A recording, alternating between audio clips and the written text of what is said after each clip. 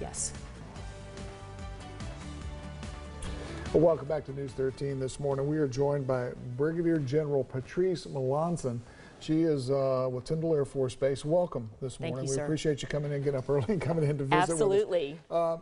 Brigadier General Melanson has a very important job. She is in charge of basically rebuilding Tyndall Air Force Base after Hurricane Michael, and that is a massive undertaking. Absolutely. Tell me, where do you start in a situation like this? Well, Tom, we had to start with master planning.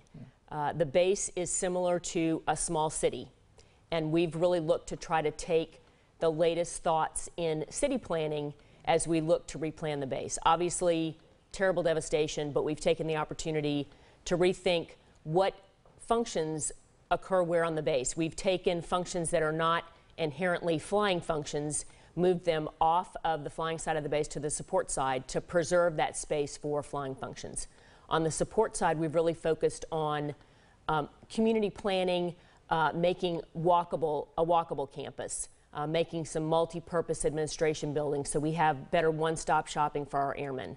They can take care of those needs and get back to the mission. I can imagine that in some regards it's a clean slate, that you get to start all over and build the planned community as you're just speaking of.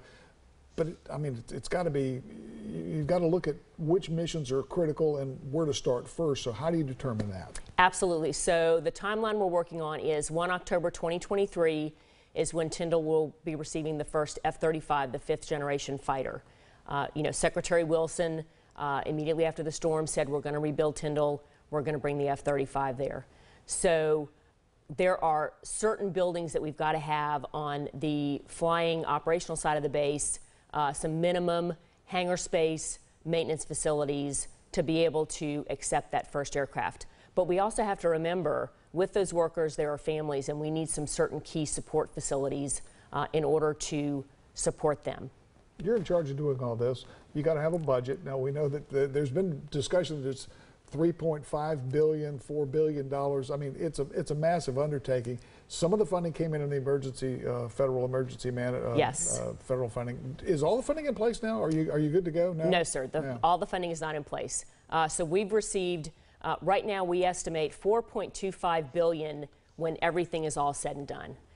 The military construction budget is right at $3 billion. In the first supplemental, Tyndall received about $550 million in the FY19 supplemental. We've been in talks with congressional staffers about the FY20 supplemental. We are hoping and expecting to get on the order of $700 million.